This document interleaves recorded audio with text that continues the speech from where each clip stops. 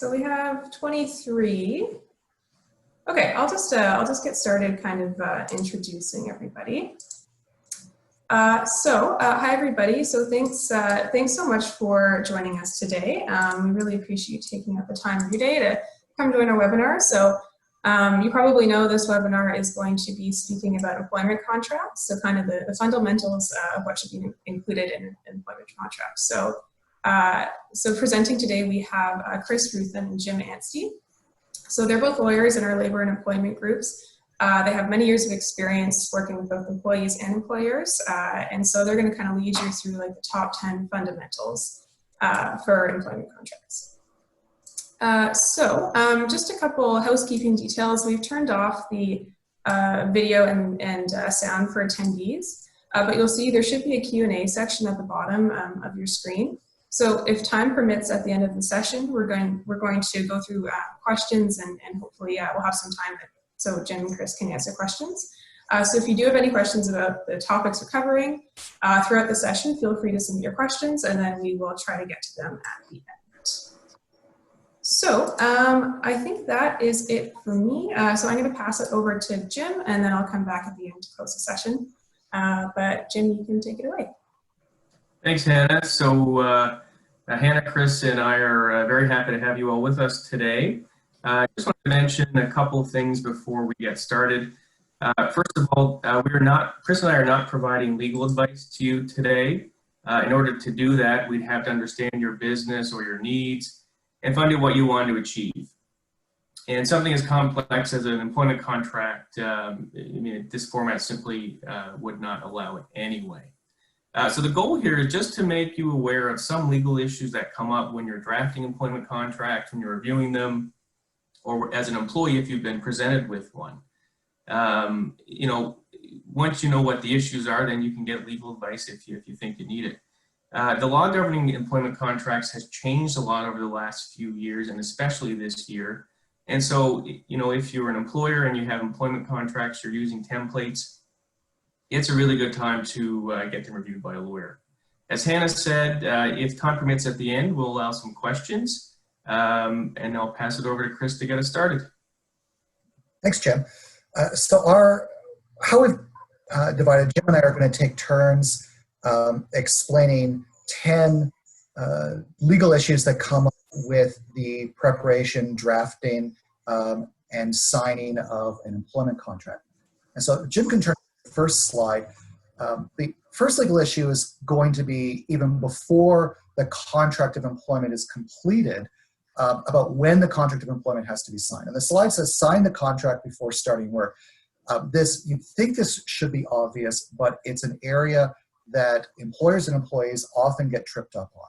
So as a basic legal concept, all contracts, including employment contracts, require consideration, which is a legal term that means a benefit that flows to both sides in the contract. In the absence of consideration, a contract is not binding on either party. The benefit to the employee is the job. So they're going to get to perform duties, they're going to get paid for it, they're going to get other perquisites or benefits in addition to their base salary.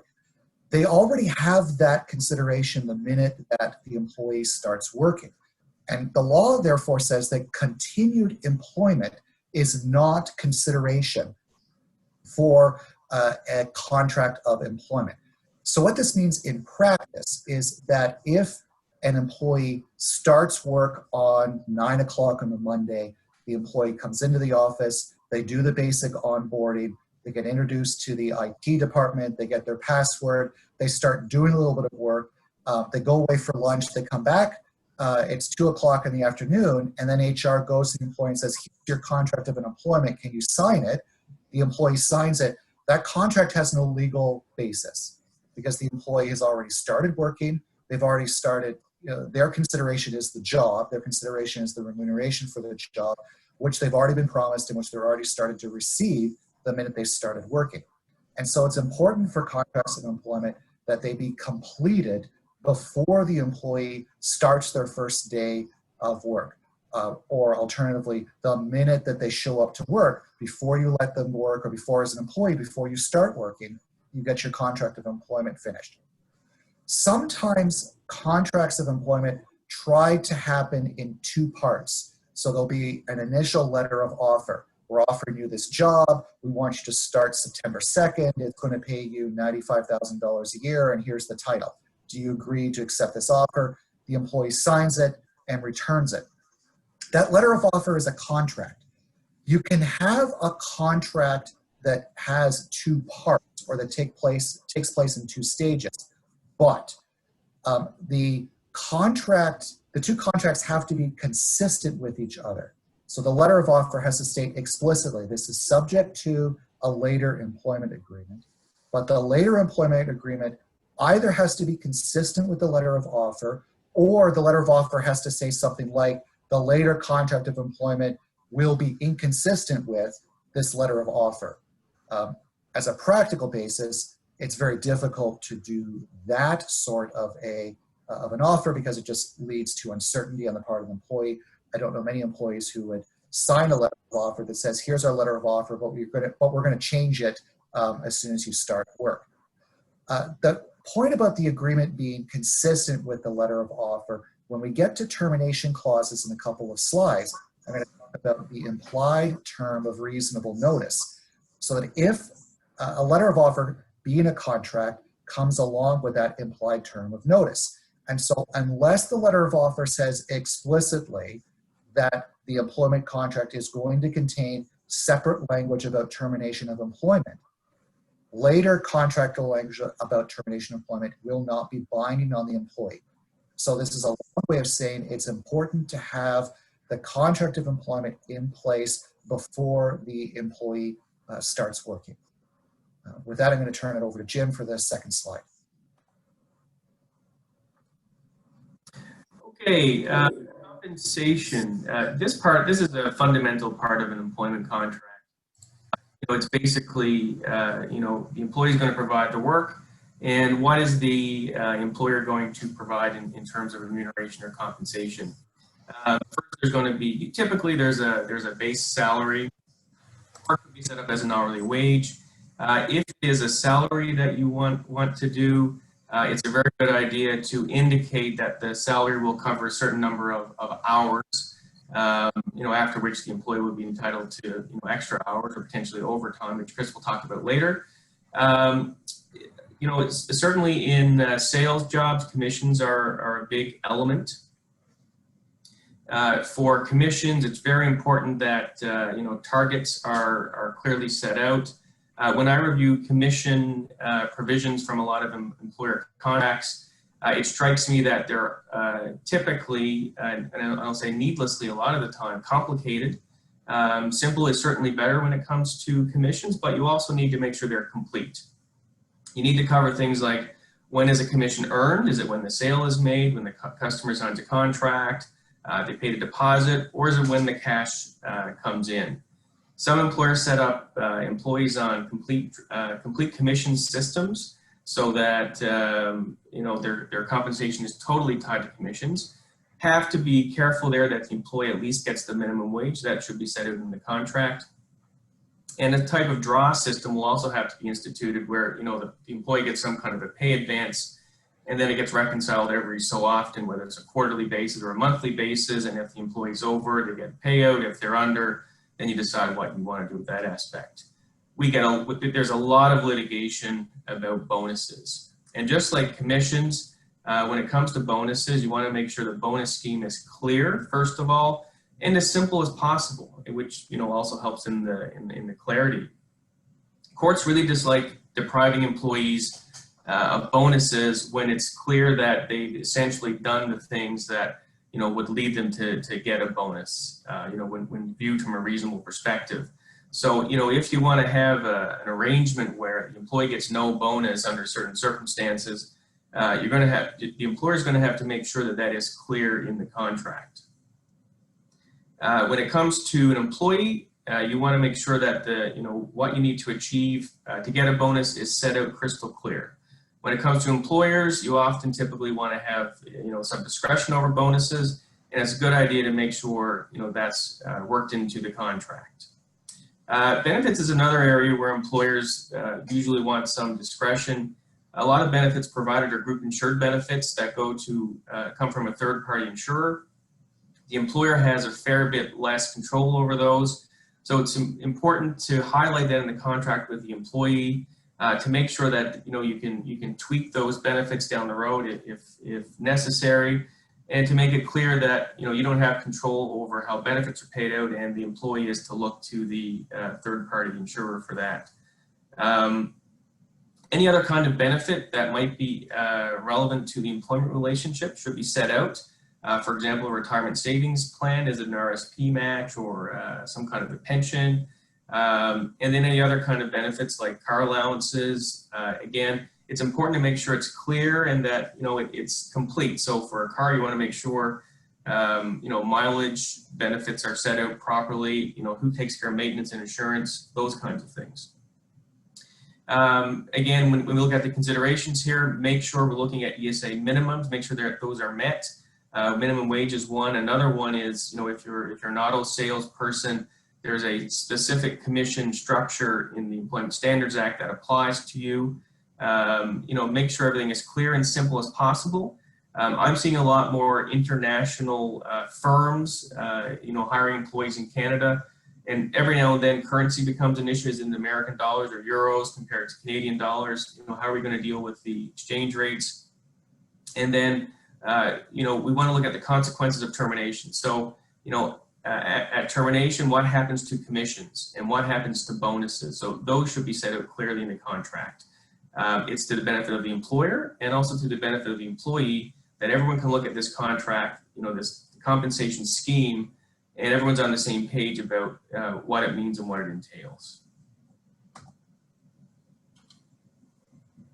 Chris? Thanks, Jim. The next area that we wanted to speak about are termination clauses. And as mentioned in the first bullet point on the slide, this is an area with the most and the greatest amount of legal dispute between employers and employees.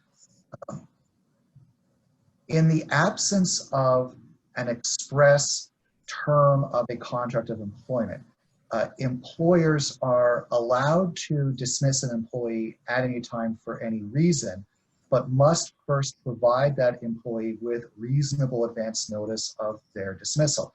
This term reasonable notice is often referred to as common law notice because it is a judge-made concept instead of a statutory concept. Reasonable notice, there's no formula to it. Length of a notice period is determined based on a number of factors, including the employee's age, the length of service, and the type of job that they have. So this means in practice that in the absence of an express termination clause, there is uncertainty and ambiguity about what an employee is entitled to upon their dismissal or upon the termination of the employment relationship. Therefore, a lot of employers and employees agree to express terms of the contract that stipulate what the employee is entitled to upon their termination.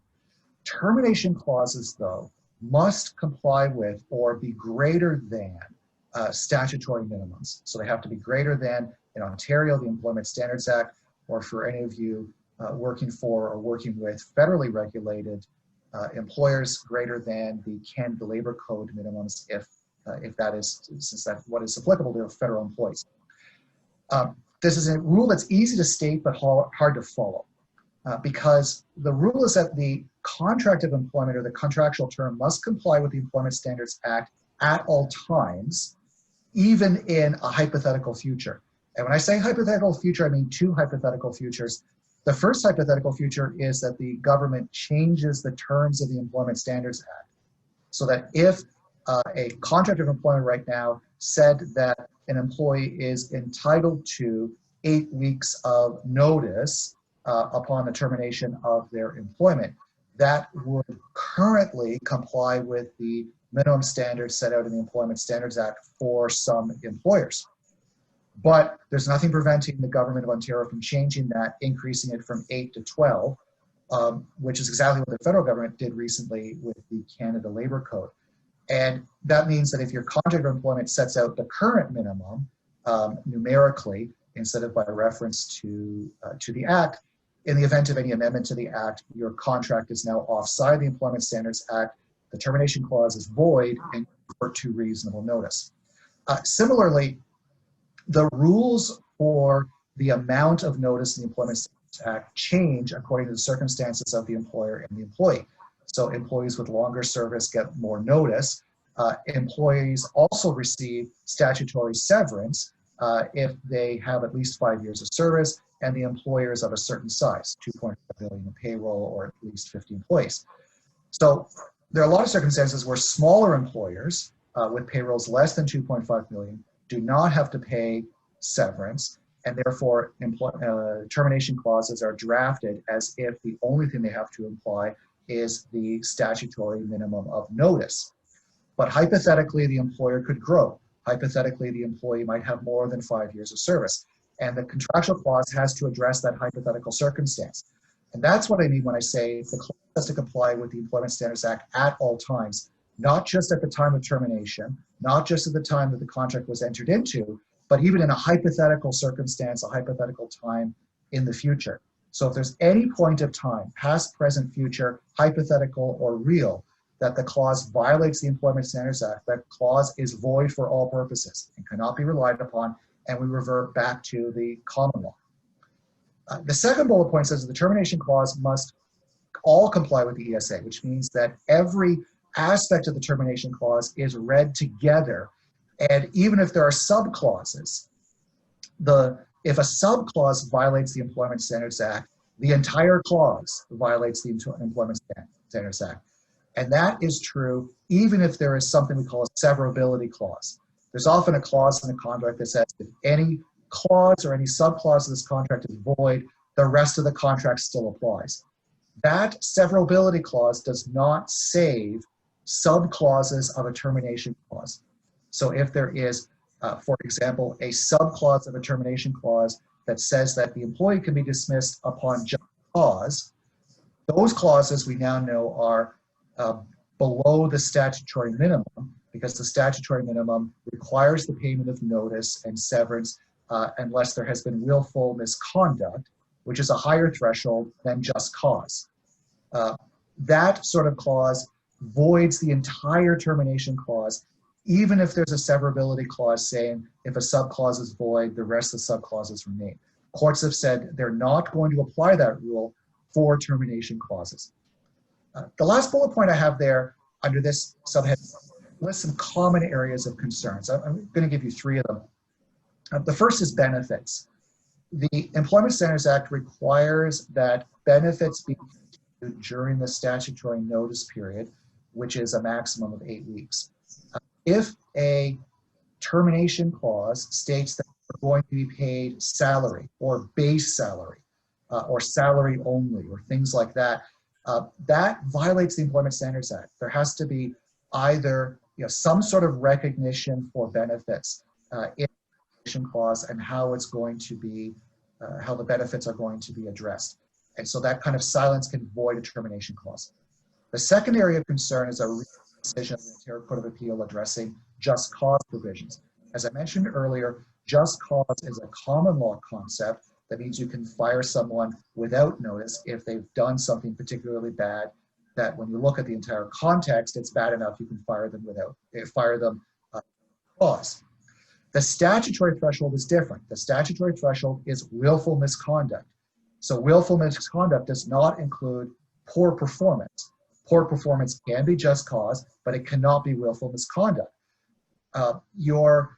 If the termination clause says that your employee is entitled to nothing if there is just cause, the clause is now void because it does not reflect that higher standard of willful misconduct. So it's important to go back to old clauses and take a look at them. The third area of concern is severance. As I said earlier, statutory severance is available or obligated to provide to employees if the employee has at least 5 years of service and the employer is of a particular size. Smaller employers often forget about severance when they're drafting their termination clauses. They say, I'm not at 2.5 million payroll right now, and I'm never going to get there. That's not good enough. You still have to reflect it because we look at the hypothetical future. So those are three areas to pay close attention to: your benefits, your just cause language, and your availability of severance when drafting termination clauses. The other thing to take a look at for termination clauses is if the termination clause provides for a fixed payment, or there's a fixed term contract. This contract exists for 12 years, and you terminate before that 12-month contract comes to an end. You terminate 6 months instead of 12 months. You have to pay the balance of the contract. Or sometimes contracts say upon termination without cause, you are entitled to 7 months or 6 months or 12 months worth of the value of your compensation. Those fixed payments have to be made without reference to mitigation. Mitigation, remember, is a legal concept. If there is reasonable notice, an employee has to take reasonable steps to find alternative work. And if they find work during their notice period, the employer gets a credit for what they earn during their common law notice period, during their reasonable notice period. If a termination clause provides for a fixed sum payment, there is no deduction for mitigation. And so it's important when looking at employment contracts to decide explicitly, do I want to pay this sum of money regardless of whether the employee finds new work? Or from the employee point of view, do I want to receive this sum of money regardless of whether I find alternative work? And the answer to that question is almost always yes. Or do I want something there to reflect mitigation, to reflect what happens if you're going to find new work? And if you do want that included in the contract of employment, there has to be some mention of it explicitly if you're talking about fixed payment clauses. So those are some common areas of litigation, common areas of dispute when you're drafting termination clauses. If the last thing I want to say about termination clauses before turning it back over to Jim is to refer back to a point that Jim made in the previous slide about the consequences of termination on various forms of compensation, that the Employment Standards Act does stipulate that not just benefits have to be continued, but that all of your wages, which is a defined term including all of your compensation, has to be continued during the statutory notice period. If the contract of employment says that bonuses or commissions do not need to be continued during the notice period, that is just base salary, that can be offside the Employment Standards Act. And so that's part of why it's important to look at variable compensation upon termination and make sure that it complies with the Employment Standards Act. So with that, I'm going to turn it back over to Jim to deal with the next topic. Okay, the next topic is layoffs. This has become a hot topic in the current pandemic, where Canadian employers have laid off employees at record numbers.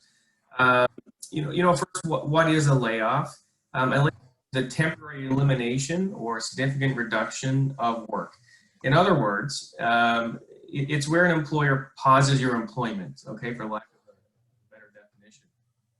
And the assumption behind a layoff is that, we're going to pause your employment now, but at some point in the future, we'll call you back, when we need you again. So that's a layoff.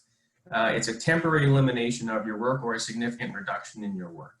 To be contrasted with a termination, which means your employment is over, and then you're potentially looking at a severance package. There are, two legal regimes that govern layoffs. We have the Employment Standards Act, which is enforced by the Ministry of Labor. And then we have the common law, which Chris and I have referred to a bunch of times, which is essentially judge-made law. And our civil courts enforce the common law. Under the Employment Standards Act, layoffs are permitted, but there are certain restrictions. For example, the general rule is you can't have a layoff. You can't lay off an employee longer than 13 weeks, or if you do, the employee can trigger what we call a constructive dismissal and seek a severance package. If the employer extends some kind of a benefit, like some kind of a wage, a reduced wage, or extends benefits during the layoff period, then the Employment Standards Act allows employers to lay off employees for up to 35 weeks before the employee can trigger what we call a constructive dismissal. So that's one legal scheme we have, the Employment Standards Act, again enforced by the Ministry of Labor. So if you're an employee and your employer has laid you off for periods in excess of 13 or 35 weeks, you go to the Ministry of Labor to talk to them about it, and they can potentially help you with it. Under the common law, again, are judge-made law. Historically, there is no clear right to lay off an employee. If you didn't have a provision in an employment contract that clearly said the employer can lay off the employee, then if the employer did it, it would be deemed to be a constructive dismissal. So that's historically what the common law has said.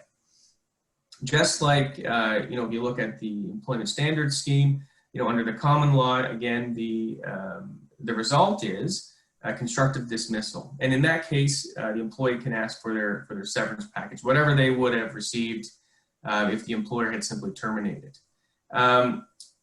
The pandemic may have changed things. So it certainly has changed things for the Employment Standards Act, but it may also change things under the common law.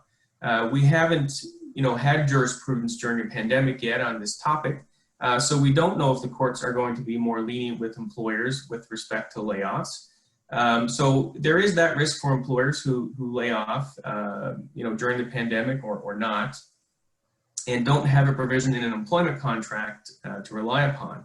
When it comes to the Employment Standards Act, the Ontario government suspended the time limits of 13 and 35 weeks during the state of emergency and up until 6 weeks afterwards. So that will expire on September 4th because the state of emergency was lifted in July. And so as of September the 4th, the clock will start to tick for employees who have been laid off. So those 13 and 35 week periods become relevant for you. There may be, more updates in the law on this, especially, there's going to be a fair bit of litigation, we suspect, with respect to employers laying off employees who don't have contracts to rely on. So stay tuned for some updates in this area. Over to you, Chris. Thanks, Jim. So the next topic I want to raise the topic of restrictive covenants. And a restrictive covenant, commonly referred to as a non-competition or a non-solicitation clause, are provisions that limit an employee's ability to solicit or to compete against their former employer after their employment has come to an end, either because they've been terminated or because they resign, retire, go off to want to pursue some other career. No matter the reason, these restrictive covenants can apply. Restrictive covenants are only valid if they are reasonable. And a restrictive covenant, to be reasonable, has to meet 5 criteria. The first criteria is that the restrictive covenant must be unambiguous. So it has to be clear on its face, it has to be easy to understand, and there has to be no ambiguity about what is being restricted, for how long, in what area.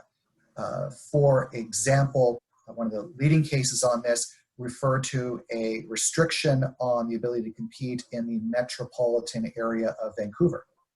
There is no such thing as the metropolitan area of Vancouver. The court said that makes the clause ambiguous. The employer said, no, but we all understood what we meant was this general area around Vancouver. The court said, that's not a shared understanding on the basis of the words of the contract. You have to be unambiguous. So it's important to be very clear in the restricted covenant. Second, the clause must protect a legitimate proprietary interest. This can include trade secrets, this can include confidential information, but it does not include just a general view that you don't want the former employees to compete. Former employees are presumptively allowed to compete. You're not allowed to prevent a former employee to compete unless you have a reasonable restricted covenant, which requires some specific proprietary interest that you're looking to protect.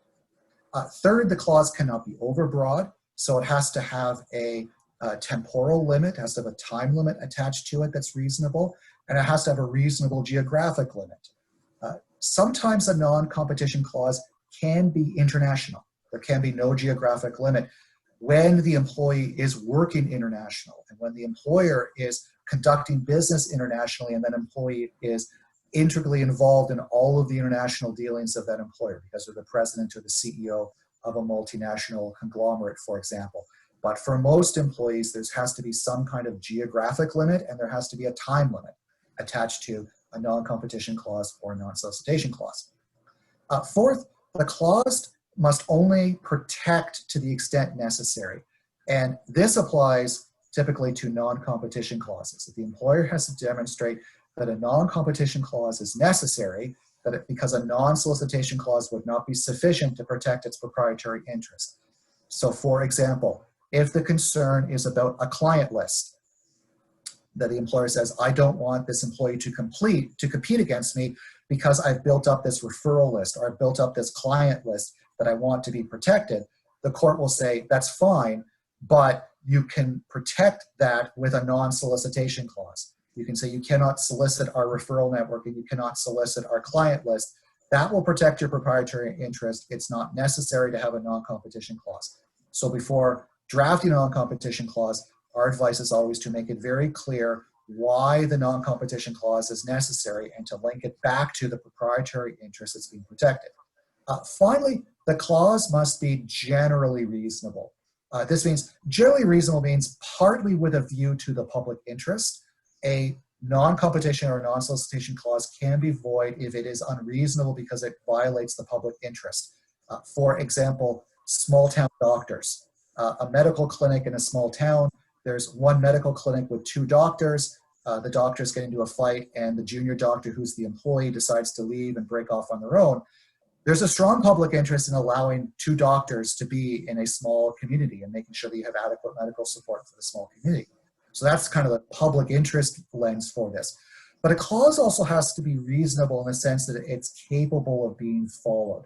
So for example, I have up there as example, if you have a non-solicitation clause, the employee has to know who they cannot solicit.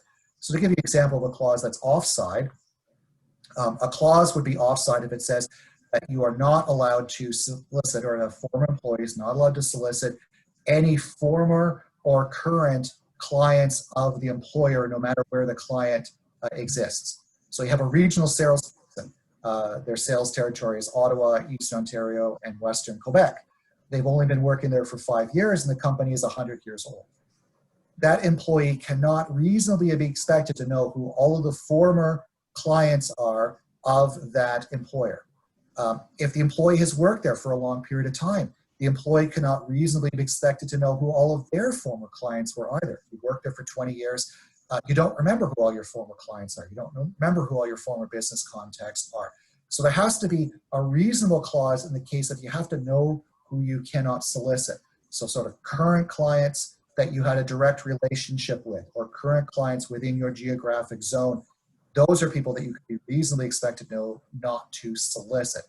And so that's what we mean when we say a restricted covenant has to be reasonable, in the sense that it's unambiguous, protects the proprietary interest, it's limited in terms of time, it's typically limited in terms of geography, it only protects to the extent necessary, in the sense that a non-solicitation clause would not be sufficient, and finally, it has to be reasonable when you look at the public interest, and reasonable to the employee in terms of capable of being performed. So with that, I'm going to turn it back over to Jim to deal with the next topic. Okay, the next topic is confidentiality and proprietary information. When it comes to confidentiality and somewhat proprietary information, the common law provides somewhat of a safety net to employers already in terms of protecting against employees using or disclosing confidential information. The intellectual property side of things is much less clear, but what you really want is a clause in your contract with your employee, if you're an employer, that makes it crystal clear what you consider confidential information to be. In particular, you don't want to leave it up to the discretion of a judge, or if you do end up in litigation, you want to be able to point to the contract and specifically point to things that the employee has used or disclosed and that were covered by the contract. So you want to make sure you cover things certainly like business plans, marketing plans, obviously client lists, financial information about the business, and any trade secrets. In the contract, you want to make sure there's a prohibition on the employee using or disclosing that information during the term of the contract and afterwards, unless it's part of their job or unless they get the consent of the employer. When it comes to proprietary information or intellectual property We're talking about things that are copyrightable or patentable, trade secrets, those kinds of things. It's very important in our local market in Ottawa, where we have a big, robust high-tech sector, and we have lots of employees, creating copyrightable things like source code and creating lots of patentable things, for example, in the aerospace industry. Those things don't necessarily belong to the employer. And if you are the employer and you're paying an employee to create things for you, then you want to make sure that what you're paying them for, you get to keep it and you get to use it the way you want. So in a contract, you want to make sure you have a definition of proprietary information. You cover the two big ones, copyrights and patents. One area that is often forgotten is moral rights. So our law has recognized this for a long time, but when an individual, like an employee, creates something, whether it's a copyrightable thing or a patentable thing, there are moral rights that will attach to what's being created. So take a simple example of you commission a painter to come in and paint something for you. You get your product, you pay for it, it's yours to use. But if you want to make changes to it, the painter or artist may object to that and say, this is my creation. I have moral rights in this. I'm not happy that you're going to change this work of art, which, reflects on my reputation in a way. You can make a similar argument with source code. You have an employee or group of employees who create the best app ever, and you want to make changes, to that app later. There can be a claim by those employees that they have moral rights and that the employer is not able to make the changes. So very important that we cover moral rights and get the employee to waive those rights. If you want to be able to make changes to things after the employee is gone, or even while the employee is there, there could be a claim while the employee is still there. Another thing you want to make sure you tackle is, when it comes to dealing with, registration bodies, for copyrights or patents, you want to make sure that the employees will cooperate and if they've done the work on the thing, you want to make sure that they agree to sign the documents they have to, or do the attestations they have to make sure that those IP rights flow to the employer.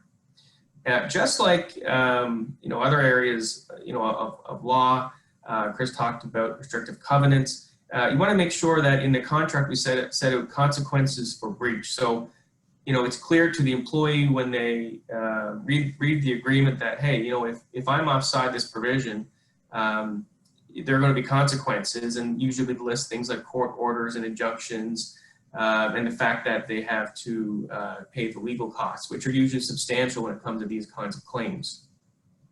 You also want to make sure that these restrictions apply after termination. So just so it's clear that these obligations we're putting on the employee here, after termination, they will still apply. And if we have a specific clause that says it will continue to apply after termination, you're going to have a much better case if the employee challenges that, if it's in the contract. If you're an employee, and we see a fair number of engineers and other people who create things, and just because they work for one employer and they're going to be creating something with that employer, it doesn't mean they're not, and they haven't been for years, developing something on their own. And the language in these clauses is usually pretty broad. So as an employee, when you're reviewing, intellectual property clauses in particular, you want to make sure that, it's not going to catch what you're doing on the side or doing after business hours. A lot of times, what an employee is doing on their own and what they're doing for an employer are typically in the same industry or realm. And so it's easier for an employer to say, hey, hold on, you've used ideas from work to work on this other project outside of work. It's ours, sorry, too bad, so sad.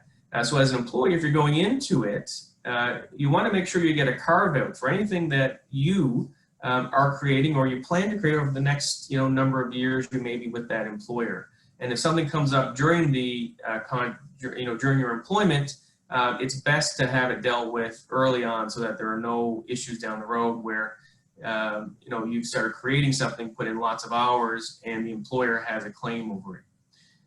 So that's it for this part. I'll hand it back to Chris. Thanks, Chip. So the next item that often comes up in drafting employment contracts or reviewing employment contracts is overtime. And so 3 quick points to make about overtime. The first is to keep in mind the statutory minimums. In Ontario, the statutory minimum in Ontario is you get paid 1.5 times if you're over 44 hours in a week, and you're allowed to average that over 2 weeks if it is in your contract. So if the contract, if you want overtime averaging, then it needs to be expressly stated in the contract. But there are a lot of exceptions to this statutory rule. Managerial employees don't get overtime. IT professionals don't get overtime.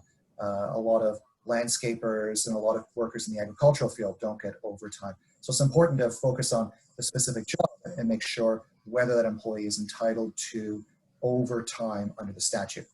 Second, to note that the Canada Labour Code for federally regulated employers has a different threshold. Their threshold is 8 hours a day or 40 hours a week, different from the provincial. Finally, though, is kind of to repeat the title of the slide, that clarity is important. And clarity is important because there is no automatic right to be paid overtime at the 40-hour threshold in Ontario. And so clarity is particularly important for employees reviewing their contracts of employment. For employees, you want to make sure that if you think that you should be receiving overtime if you work more than 40 hours a week, or more than 37.5 hours a week if you have a 7.5-hour day, or whatever the threshold you think should be, that it is expressly stated in the contract. Because if the contract doesn't say anything, then you're stuck with 44 hours, and then you start to get overtime, unless you're managerial or an IT worker or in agriculture, in which case you never get overtime.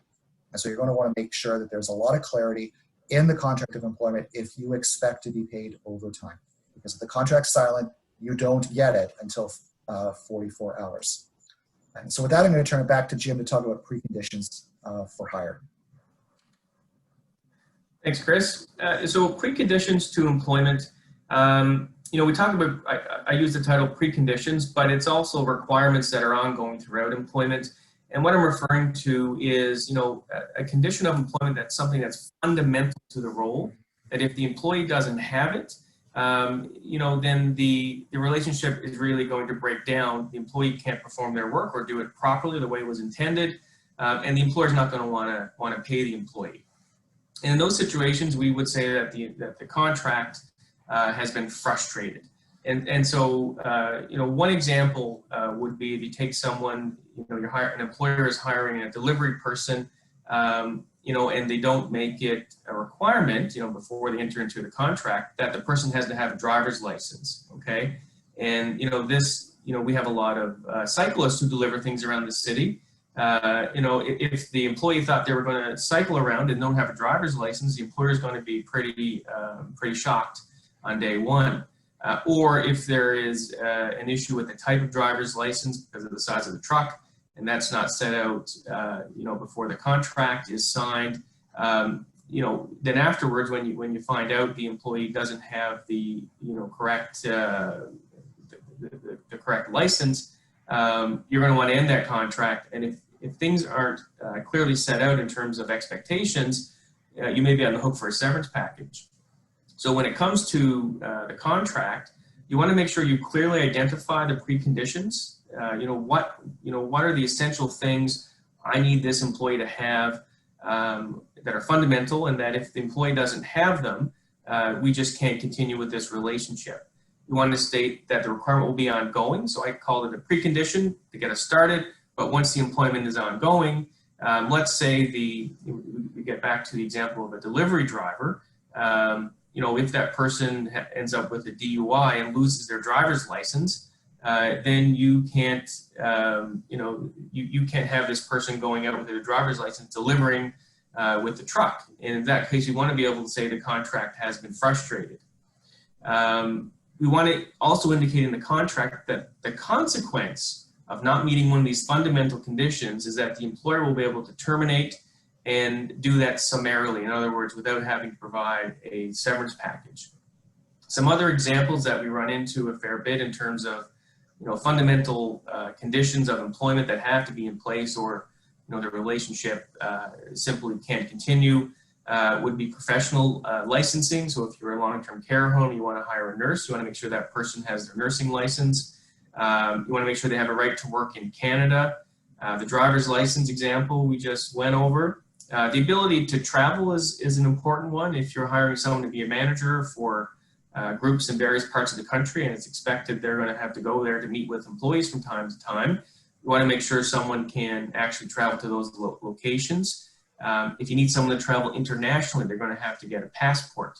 And so that's something that should be set out, that the person can get a valid passport and or travel to the United States or other countries. You know, a criminal background check is another one that's frequently sought out by employers, or they expect to have, and it should be in the contract, especially for employees who will deal with children or who will be trusted with money. Security clearance in, you know, the national capital here, a lot of companies have contracts with the government and they require various security clearance levels. So making sure that an employee has the correct level before you hire them and maintains it will be important. And then we get into some of the more typical ones you see, like physical requirements. If you're expecting someone to work in a warehouse, you want to make sure that they commit to being able to lift 50 pounds and so on. You know, there is a caution here, and that is we have the Human Rights Code as well, which, you know, will affect what can be done in any one situation.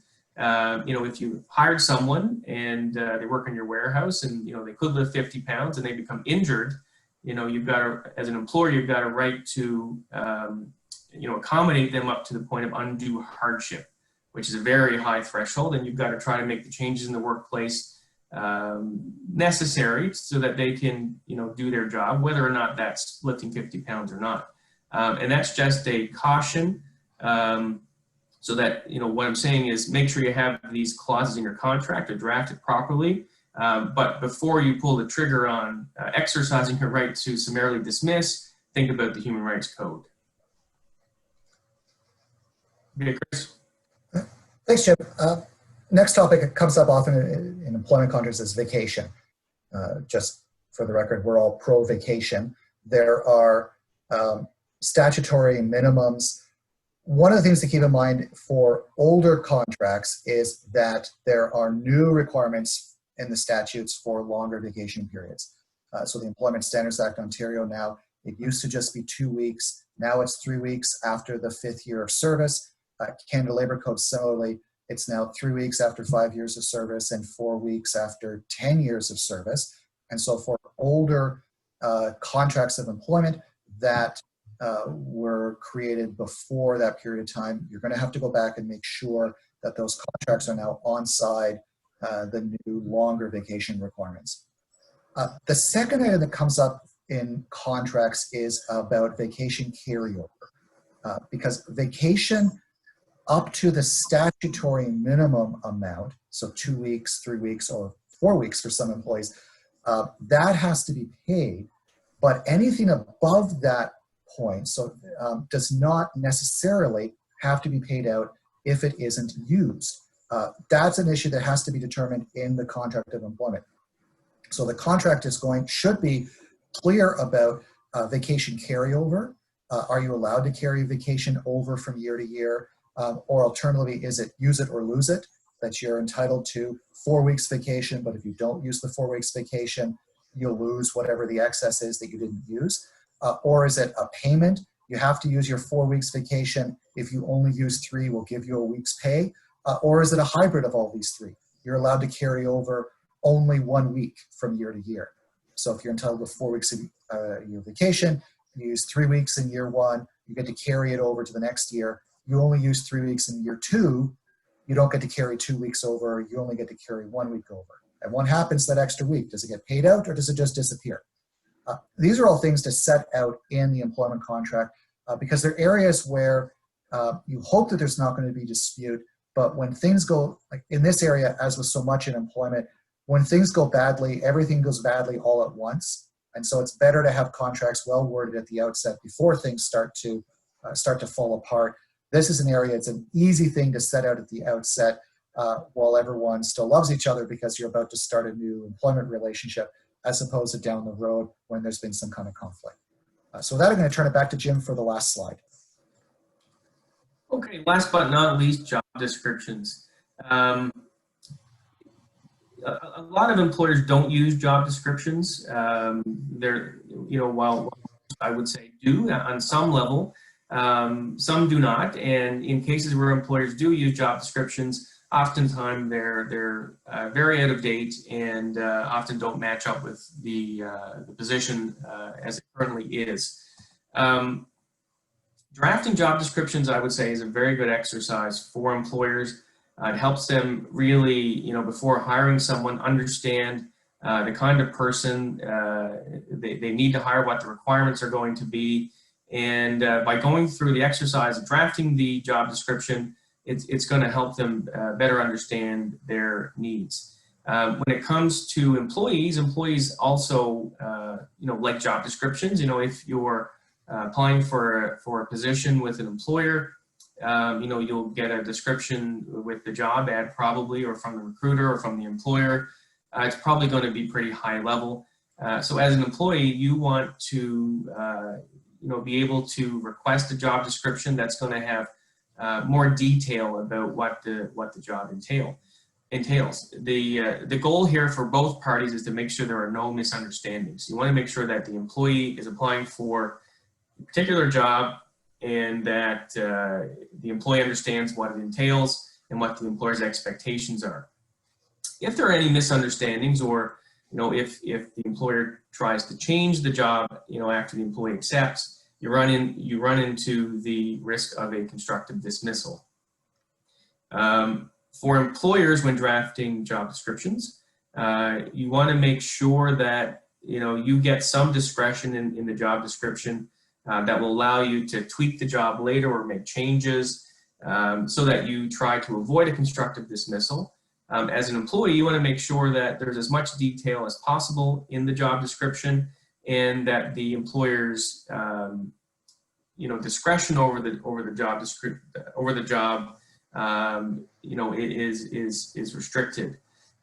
So that's it on job descriptions. Again, they're a very good idea. They help employers and employees make sure there are no misunderstandings, and when they're done properly, we achieve that goal. Awesome, thanks guys.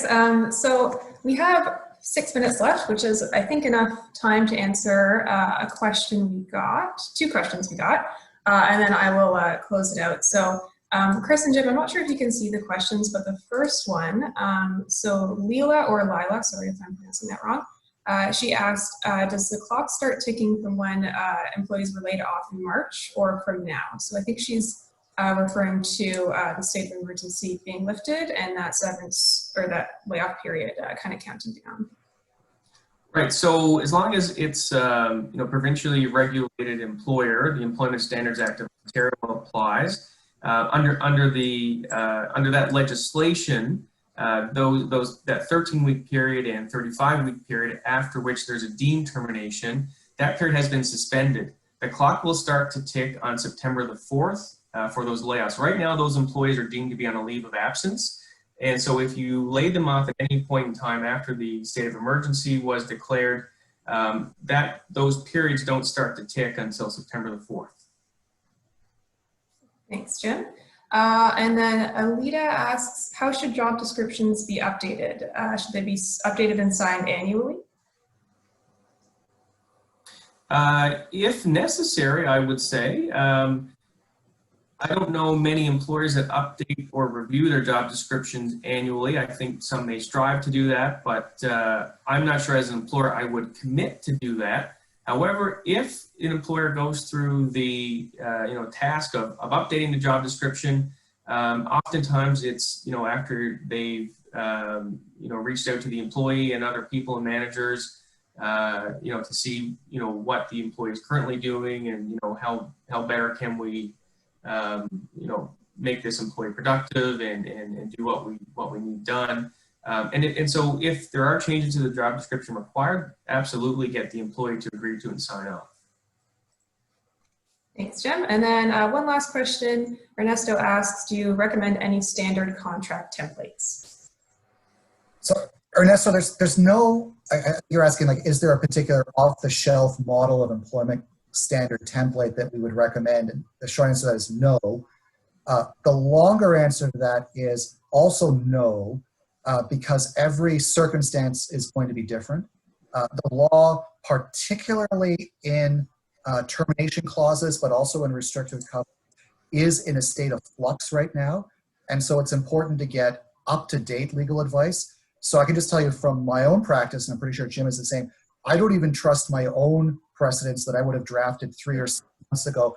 I go back and look at it fresh every time and update it every time that I do it, because the law is changing so rapidly in this field, number one. And number two, because there's always something unique or different about the employment circumstance, and you're going to want to make sure that that's captured.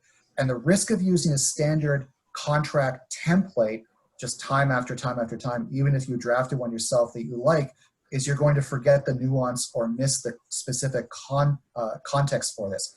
And so I just saw another, popped up. Do you recommend to consult a lawyer every time you hire an employee? I don't know that I would go that far. I mean, it's difficult for me as a lawyer to not recommend that you see a lawyer every time that you do something, but I wouldn't go so far as to recommend that you consult a lawyer every time you hire an employee, but I would recommend maybe consulting a lawyer regularly, or alternative, every time you hire an employee, go back to the lawyer that you used and say, I'm going to use the same thing I've been using before. Is there anything that I should know that I should update? And the lawyer could tell you candidly, particularly if you have a good long-standing relationship with your lawyer, no, the law hasn't changed in the last 3 months since we did the last one of these, you're good to go. Or yes, there's been a big change, you have to look at it. Or maybe there's some midway point between that. So it may not be necessary to consult every time. It may not, but you should consult regularly. And it might be good to check in to make sure that there hasn't been a change that requires a more thorough consultation. Jim, do you have anything you want to add to that? The only I'll say is, I agree with everything you said, Chris. The only other thing I would add is, it looks good. If there's an issue with the employment, if there's litigation or just, a claim made in employment, and you have a contract that's been tailored to the specific employee, it also just looks better from an optics point of view. If you have a mailroom person who's got, big restrictive covenants about non-competes and non-solicits and intellectual property, that certainly wasn't tailored to that position. And if a judge looks at it, or a mediator, or even people on the other side, or their legal counsel, they're going to wonder whether that contract was actually reviewed properly with the employee, how they've understood some of those things. So tailoring the contract to the position is always a good idea. Guys, okay, I think that's good for questions. We have a minute left, and I'll just review this last slide with our contact information. So thank you so much for everyone who attended. We really appreciate you guys taking the time out of your day. Hopefully you found this information session helpful, and of course, thanks to Chris and Jim for doing this as well. So this slide just has our contact information. You'll see direct contact info for Chris and Jim there as well.